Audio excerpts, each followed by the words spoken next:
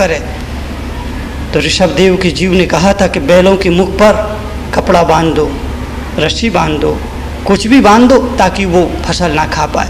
एक संदेश दिया था कि मुख पर रस्सी बांध दो, मुख पर कपड़ा बांध दो ताकि वो खा ना सके। उन्होंने केवल संदेश दिया था, केवल एक आदेश दिया था, केवल एक मार्ग बताया था, और उस वजह से उनका हुए कर्मों का ऐसा निमित्त, ऐसा बंध पड़ गया, ऐसा आश्रव कर्मों का हो गया कि बैलों को भोजन करने का ना कर पाए। ऐसा रास्ता बताया था, और वो कर्म जब स्वयं के जीवन में लौट करके आता है, स्वयं ऋषभदेव जैसे तीर्थंकर को 6 महीने तक भोजन नहीं मिलता है। कर्म किसी को नहीं छोड़ता, याद रखना।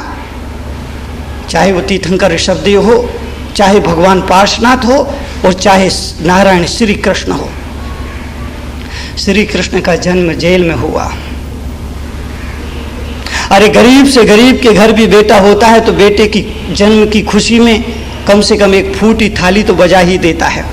गरीब से गरीब के घर भी अगर बेटे का जन्म होता है तो गरीब बाप अपने बेटे के जन्म की खुशी में कम से कम ताली बजाकर के खुशी का इजहार करता है, एक फूटी ताली बजाकर के खुशी का इजहार करता है। लेकिन नारायण श्री कृष्ण का जब जन्म होता है तो उस जन्म को गुप्त रखा जाता है। क्यों? वो उसके जन्म के वो जन्म गुप्त रखा जाता है। जेल में जन्म होता है, जहां आदमी अपराध करने के बाद जाता है, कसूर करने के बाद जाता है, कोई गलत काम करने के बाद, चोरी डाका डालने के बाद जाता है, वहां श्री कृष्ण जेल में जन्म ले रहे हैं। कर्म किसी को नहीं छोड़ता है। अवश्य में भोक्तव्यम कर्म शुभाशुभम, शुभ अशुभ कर्मों का फल अवश्य ही भोगना पड़ता है। श्री कृष्ण का जन्म जेल में हुआ। व्यक्ति के जीवन में उतार और चढ़ाव आएंगे। आप ये ना सोचना कि आज के दिन सदा आज के दिन ही बने रहेंगे। अगर आज जीवन में अनुकूलता है तो कल प्रतिकूलताएं आ सकती है। अगर आज जीवन में सुख है तो कल दुख आ सकता है। अगर आज जीवन में दुख है तो कल दुख चला जाएगा, सुख आ जाएगा। जीवन में उतार चढ़ाव आते रहते हैं। आदमी के कदम कदम पर पुण्य और पाप की प्रकृतियां उदय में आया करती है। इसलिए सुख में आदमी को इतराना नहीं चाहिए और दुख में आदमी को कभी घबराना नहीं चाहिए। उतार चढ़ाव आएंगे। एक समय कृष्णचंद्र भाग गए आधी रात जन्म लेने के बाद, रात के 12 बजे जन्म लेने के बाद रातों रात भागना पड़ा। तुमने कभी ख्याल किया? श्री कृष्ण का जन्म रात के 12 बजे हुआ और श्री राम का जन्म दिन के 12 बजे हुआ। राम जी दिन के 12 बजे पैदा हुए थे, कृष्ण जी रात के 12 बजे पैदा हुए थे। ऐसा क्यों? इसकी वजह क्या है? मैंने सोचा, विचार किया, चिंतन किया कि इसकी वजह क्या हो सकती है। तो वजह मुझे जो समझ में आई वो वजह केवल कितनी है, कारण केवल इतना है कि दिन में आदमी को पेट की भूख सताती है और रात में आदमी को काम की भूख सताती है। तो जब पेट की भूख सताए तो व्यक्ति को राम का स्मरण करना चाहिए, और जब काम की भूख सताए तो व्यक्ति को कृष्ण का स्मरण करना चाहिए। यानी दिन की पेट की भूख के समय भी आदमी को भगवान का स्मरण करना चाहिए, और काम की भूख के वक्त भी आदमी को ईश्वर का स्मरण करना चाहिए। तो काम की भूख भी खो जाएगी और पेट की भूख भी खो जाएगी। भजन होगा तो भोजन खो जाएगा। एक समय कृष्णचंद्र भाग गए आधी रात। जब पाप का उदय जीवन में आया तो डर करके, छुप करके, लुक करके, अपने आप को अप्रगट करके रातों रात भागना पड़ा।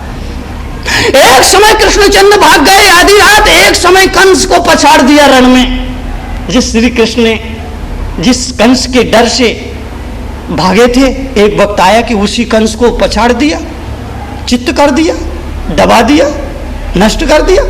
तो जीवन में उतार चढ़ाव कैसे आते हैं देखिए कि एक समय श्री कृष्ण भाग गए आधी रात, एक समय कंस को पछाड़ दिया रण में, एक समय अर्जुन ने महाभारत जीत ली, और एक समय कोल भील लूट लिए वन में, तो एक समय रावण को 10 शीश मिले बर में, और एक समय 10 शीश कटे पड़े रण में। तो आदमी बेचारे की बात भला कौन करे? जहां सूरज की 3 गति होत एक दिन में, जहां सूरज की 3 गति होत एक दिन में, सूरज सुबह कुछ होता है, दोपहर कुछ होता है, और शाम को कुछ होता है।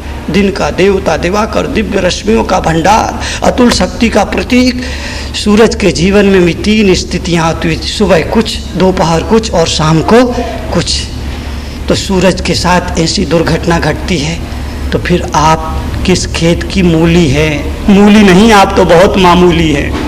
मूली भी नहीं, आप तो बहुत ही मामूली जरूरी है। इसलिए आदमी को इस बात का हमेशा ख्याल रखना चाहिए, विचार रखना चाहिए, सोचना चाहिए, चिंतन करना चाहिए कि आदमी को जो मिला है उस पर, उपलब्धि पर अहंकार ना करे, और जो अगर जीवन में दुख है, संकट है, परेशानी है, उसमें आदमी घबराए ना। दुख आया है वो भी जाएगा, सुख आया है वो भी जाएगा। दुख आया है सुख देकर के जाएगा, और दुख आया है वो, सुख आया है वो दुख देकर के जाएगा।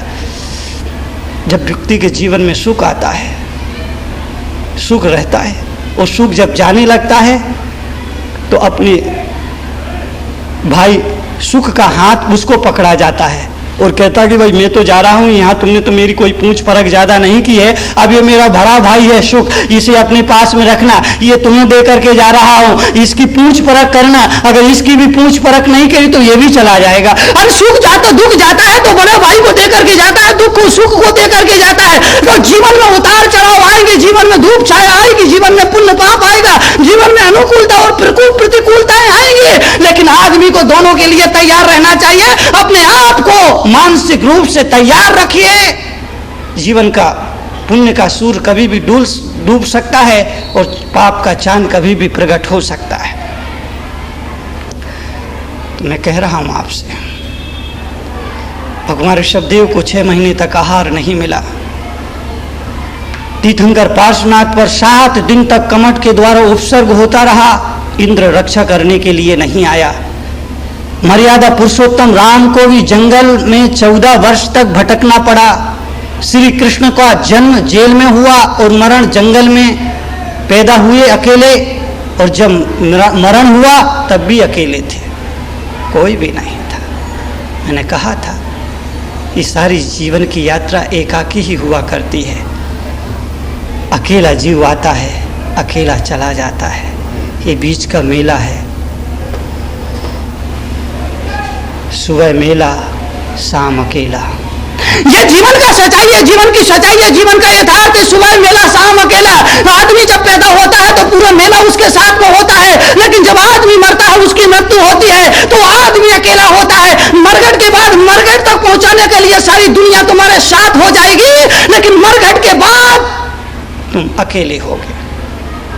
तुम्हारे साथ केवल तुम्हारे जीवन की कमाई होगी, तुम्हारे कर्म होंगे, तुम्हारा पुण्य होगा, तुम्हारा पाप होगा, इसके अलावा और तुम्हारे साथ कुछ ना होगा।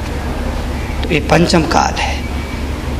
इस काल में धर्म का ह्रास होगा, सज्जनता का ह्रास होगा, पापियों का बोलबाला होगा, पापियों का साम्राज्य होगा, पापियों का वर्चस्व होगा।